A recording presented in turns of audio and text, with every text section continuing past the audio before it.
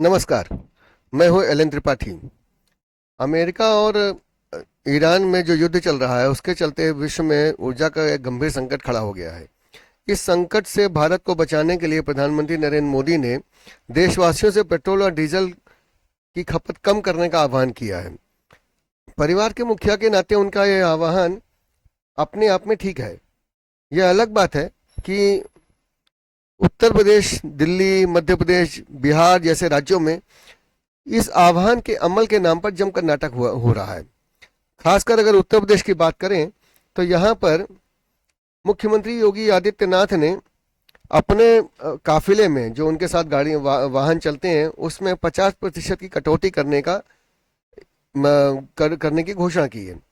उनके तर्ज पर जो उनके उप मुख्यमंत्री हैं, केशव प्रसाद मौर्य, ब्रजेश पाठक, इन सब ने भी अपना अपना काफिला घटाने की घोषणा कर दी है। अब ब्रजेश पाठक ने तो जैसे कहा है कि हम तो अब इलेक्ट्रिक कार से आएंगे और बैटरी कार से, और हम अभी पेट्रोल डीजल का वाहन नहीं इस्तेमाल करेंगे। इसी तरीके से जो वित्त मंत्री हैं सुरेश खन्ना, वो तो और भी बड़े नौटंकीबाज निकले। उन्होंने एक दिन तो साइकिल लेके ही वो विधानसभा पहुंच गए। अब उनके एक दिन के साइकिल चलाने से कितना पेट्रोल डीजल बचा होगा भगवान जाने। तो कुल मिला के मतलब प्रदेश में पेट्रोल और डीजल बचाने का मोदी के आह्वान के नाम पे गजब की नौटंकी की जा रही है। अब इसको नौटंकी इसलिए कह रहे हैं क्योंकि आम जनता के पास तो खाली अपनी एक बाइक होती है। अब मुख्यमंत्री ने अपना काफिला कम कर दिया, अपने काफिले में जो वाहन की संख्या थी उसे आधी कर दी। तो आम जनता ये सोच रही है कि भाई हमारे पास एक अदद बाइक है, हम उसको आधी कैसे करें, मतलब क्या करें, एक पहिया निकाल के और एक ही पहिए से बाइक चलाएं। तो क्योंकि उनको तो कोई विकल्प नहीं दिया जा रहा ना कि वो कैसे अपना पेट्रोल डीजल कैसे कम करें। तो मतलब इस प्रदेश में ये जो तमाशा चल रहा है इसको देख के आम आदमी सिर पकड़ के बैठा हुआ है कि भाई ये क्या हो रहा है। अभी जरा इसको ऐसे समझिए कि आम आदमी को अगर कहीं जाना है तो उसके पास जाने के लिए क्या साधन उपलब्ध है। अगर उसके पास अपना दो पहिया वाहन है तो वही उसका सबसे सुरक्षित, सबसे सस्ता और सबसे समयबद्ध एक साधन बन जाता है।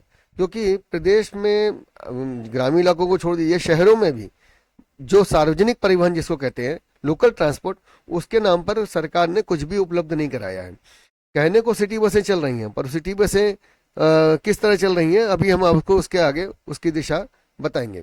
अभी उत्तर प्रदेश के मुकाबले जरा थोड़ी देर के लिए आप उन राज्यों की बात कर लें, उन राज्यों के बारे में चिंता कर लें जो इसको देश का विकसित राज्य कहा जाता है।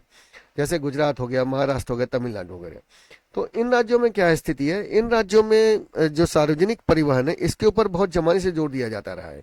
अभी गुजरात की बात करें जहाँ से प्रधानमंत्री नरेंद्र मोदी आते हैं, तो गुजरात में 1970 और 80 के दशक में ही गांव गांव बसें पहुंचाना और शहर के हर मोहल्ले तक सिटी बस पहुंचाना, इसका जोर दिया जा रहा था।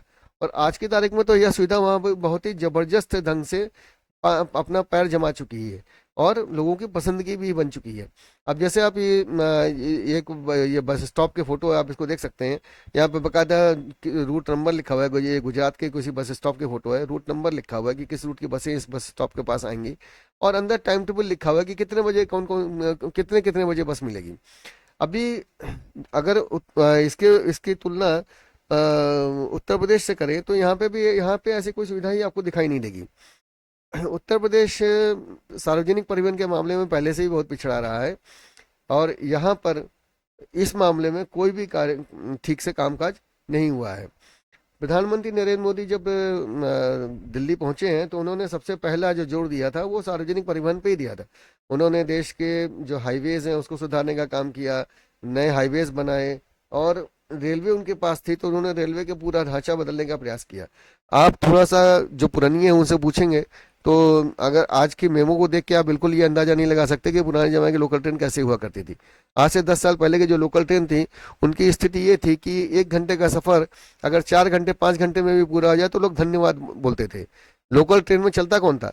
जिनको मुफ्त में चलना हो या जिनको मजबूरी में यात्रा करनी, यानी बहुत ही कम पैसे में यात्रा करनी हो, जिनके पास टिकट के पैसे ना हो या बहुत कम पैसे हो, ऐसे लोग ही लोकल ट्रेन में चला करते थे। क्योंकि उनको ये पता था कि ये ट्रेन बिल्कुल समय से नहीं पहुंचाएगी।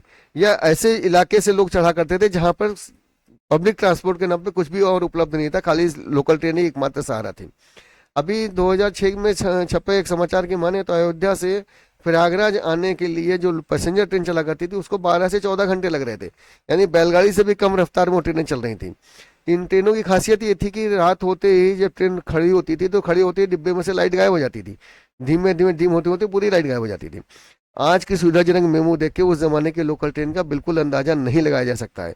कोई पुरानी अगर बताएगा तो आज के लोग बिल्कुल इस बात को स्वीकार नहीं कर पाएंगे कि कभी ऐसा भी जमाना हुआ करता था, जिसको नरेंद्र मोदी ने बहुत जबरदस्त ढंग से बतलाया। पर यह स्थिति उत्तर प्रदेश में नहीं हुई है। उत्तर प्रदेश में जो सार्वजनिक परिवहन है सिटी बस, उसको लेके बिल्कुल यहाँ पे गजब का खेल चलता रहा है। यहाँ पर कभी भी सिटी बस को लेके कोई भी सरकार, चाहे मोदी सरकार, चाहे योगी सरकार हो या इससे पहले की अखिलेश सरकार, मायावती सरकार, मुलायम सिंह सरकार, कोई भी सरकार हो, कोई भी कभी भी गंभीर नहीं रहा है। यहाँ पर उत्तर प्रदेश में ऐसा नहीं कि प्रयास नहीं हुआ। उत्तर प्रदेश में सिटी बस चलाने का सबसे पहला और गंभीर प्रयास 1978 से 80 के दशक में हुआ था।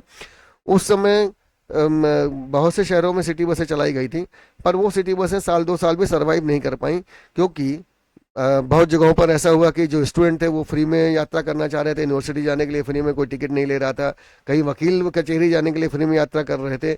यूनियन बना बना के लोग सिटी बस पे दबाव डालते थे और उसको अपने टाइम पे चलाने और अपनी जगह ले जाने के प्रयास करते थे, और इस तरह से पूरा सिटी बस घाटे में रहा। फिर एक आध दो आंदोलन में सिटी बस तोड़फोड़ दी गई और फिर उसकी मरम्मत का कोई उनको मद नहीं मिला और वो सारा कचरा हो गया। उसके बाद दूसरा गंभीर प्रयास हुआ जब JNNURM योजना चलाई गई, Jawaharlal Nehru urban renewal mission चलाया गया। उसमें एक बार फिर से उत्तर प्रदेश में सिटी बसें दी गई। आप ये चार्ट में देख सकते हैं, लखनऊ को 260 बसें, कानपुर को 270 बसें, प्रयागराज को 130 बसें, इस तरह से बसें दी गई थी। ये लो फ्लोर बसें थी और बहुत अच्छी बसें हुआ करती थी उस जमाने के लिहाज से। पर इन बसों को भी 2-3 साल 4 साल में ही कचरा कर दिया गया। अभी इसका ये जो खामिजा रहा, इसका खामिजा रहा कि उत्तर प्रदेश के किसी भी शहर में लोकल ट्रांसपोर्ट में सिटी बस अपना कोई भी एक पाँव, जिसको पाँव जमाना कहते हैं, या यात्रियों का विश्वास जीतना करते हैं, कभी भी विश्वास नहीं जीत पाई। यहाँ पे आज हालत ये है कि नरेंद्र मोदी के आने के बाद बड़ी संख्या में इलेक्ट्रिक बसें चलाई जा रही हैं। ये AC बसें हैं, टाटा ने बहुत अच्छे से बनाई हुई हैं, और इन बसों में चढ़ने पे आपको बिल्कुल ये महसूस होगा कि आप विश्व स्तरीय किसी परिवहन सेवा में सफ़र कर रहे हैं। इसके बावजूद उत्तर प्रदेश में जो सिटी बसें हैं वो लगातार घाटे में चल रही हैं। अभी लखनऊ में अभी 5 मई को सिटी बसों का किराया 5 रुपये घटाया गया। इसका समाचार आपको स्क्रीन पे दिखाई दे रहा है। अभी आप ये समझिए कि यहाँ पे जो अधिकारी है खुद बता रहे हैं कि अभी इस समय 115 इलेक्ट्रिक बसें 22 मार्गों पर लखनऊ में चल रही हैं, और जो लखनऊ की आबादी है उसके हिसाब से कम 600 बसें वहाँ होनी चाहिए। बसें कम होने के बाद भी यात्री नहीं मिल रहे हैं, क्योंकि उनको इसका, ऐसा नहीं कि उनको पता नहीं, उनको भी इसका वजह पता है कि यात्री न मिलने की वजह समय से बसें न मिलना है। मतलब जब आपको यात्रियों को कहीं जाना है तो उनको जिस समय बस चाहिए उस समय बस नहीं है। तो यहाँ का जो सिटी ट्रांसपोर्ट है उत्तर प्रदेश का, वो उसकी सबसे बड़ी मुसीबत यही रही है कि इस उत्तर प्रदेश में जो सिटी बस है उसका कोई टाइम टेबल नहीं है। आप यहाँ पे सिटी बस के लिहाज से अपने कोई भी यात्रा की योजना नहीं बना सकते हैं। अभी ऐसे उदाहरण के लिए समझिए कि आपको सुबह 9 बजे ऑफिस के लिए निकलना है और 9:30 बजे ऑफिस पहुँचना है। अगर आप बाइक से निकलेंगे तो 20 मिनट में पहुँच जाएंगे, ऐसा रोज का आपका अनुभव है। अभी सिटी बस के सहारे अगर आपको जाना हो तो आपको ये नहीं पता कि घर से आपको कितने बजे निकलना पड़ेगा, कितने बजे की बस आपको मिलेगी और कितनी देर में पहुंचाएगी। यहाँ पे सिटी बस का जो जो पूरी व्यवस्था है वो इतनी गजब की है कि आप उसको देखेंगे तो सिर पकड़ लेंगे। मैं आपको जो दिखा रहा हूँ ये लखनऊ का जो है सिटी बस का टाइम टेबल है। आप देखिए इसमें क्या लिखा हुआ है, रूट नंबर, कहाँ से कहाँ तक बस चलेगी। पहली बस सुबह 6:10 पर शुरू होगी और अंतिम बस जो जाएगी वो रात में शाम को 6:02 पर निकलेगी। और ये जो बसें हैं इनकी उपलब्धता कैसे होगी, हर 8 मिनट पर एक बस है। अभी दूसरी रूट पे बस है, हर 10 मिनट पे एक बस है। तीसरे रूट पे हर 15 मिनट पे एक बस है। चौथे रूट पे 9 मिनट पे एक बस है।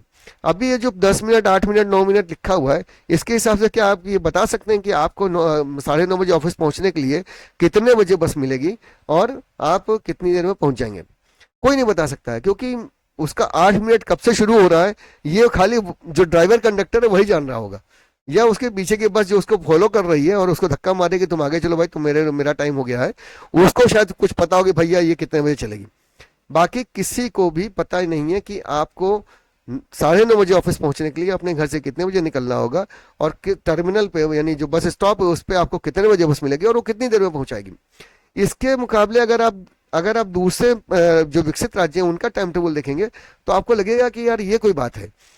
ये देखिए, ये आपको हम दिखा रहे हैं नवी मुंबई टर्मिनल, नवी मुंबई का म्यूनिसिपल कॉर्पोरेशन का सिटी बस का टाइम टेबल। अब इसमें देखिए कितना साफ साफ लिखा हुआ है, ये बेलापुर से बांद्रा जाने वाली बस का टाइम टेबल लिखा हुआ है 6:10, 6:54। इसको राउंड फिगर करके 7 बजे नहीं किया है, 6:54। इसी तरह लौटने वाली बस जो बांद्रा से बेलापुर आ रही है, ऐसा नहीं कि उन्होंने जाने वाली बस को बता दिया कि हम इतने बजे जाएंगे और लौटेंगे, बस का कोई ठिकाना नहीं है। लौटने की बस का भी टाइम एकदम फिक्स लिखा हुआ है कि 8:24 पे बस आएगी, 9 बजे आएगी, 9:38 पे आएगी, 9:40 राउंड फिगर नहीं किया है, 9:38 पे बस आएगी। अभी ये टाइम टेबल देख के कोई भी यात्री जिसको जाना है या आना है वो ये अंदाजा लगा सकता है कि भाई अगर 8:38 लिखा हुआ है तो 2-4-5 मिनट का हम इधर उधर गैप ले लेते हैं तो भी 9:45 तक तो हमको ये बस पहुंचा देगी, या बहुत भीषण परिस्थिति हो तो 10 बजे पहुंचा देगी। पर हमारा ये तय है कि हाँ हम ये 15 मिनट का टाइम लेके चल रहे हैं तो हमको हमारे गंतव्य तक ये बस पहुंचा देगी। तो इस सुविधा से, जिसमें टाइम एकदम फिक्स है, कोई भी व्यक्ति अपनी योजना बना सकता है कि हमको बच्चे को स्कूल छोड़ने जाना है तो हमें इतने बजे बस मिलेगी, इतनी देर में पहुंचा देगी, और हम अपना व्हीकल लेके जाने की जगह जो पब्लिक ट्रांसपोर्ट है, सिटी बस है, उससे हम उसकी सेवा लेके जा सकते हैं और पेट्रोल और डीजल की प्रधानमंत्री जी ने जैसा आह्वान किया उसकी हम बचत कर सकते हैं। उत्तर प्रदेश में फिलहाल किसी भी शहर में, लखनऊ से लेके किसी भी शहर में ये स्थिति बिल्कुल भी नहीं है, और अभी इसमें कोई भी यात्री ये तय नहीं कर सकता है कि वो सिटी बस के सहारे अपने गंतव्य तक पहुंच जाए। उत्तर प्रदेश में जो सिटी बस है उसकी एक दूसरी सबसे बड़ी समस्या है, वो समस्या है उसकी कवरेज की। 2/3 शहर, कोई भी शहर उत्तर प्रदेश का, 2/3 शहर में तो सिटी बस जाती ही नहीं है। ये लखनऊ का रूट चार्ट है जिसमें आप देख सकते हैं कि जो सिटी बस का जो घनत्व है वो मेन रोड पे ही सबसे ज्यादा है। पूरे मेन रोड पे ही आपको, अगर आप देखिए तो ये जो रूट दिखाई दे रहा है इसमें लाल पीली नीली काली सारी बसें इसी रूट पे चल रही हैं, बाकी पूरा शहर खाली पड़ा हुआ है।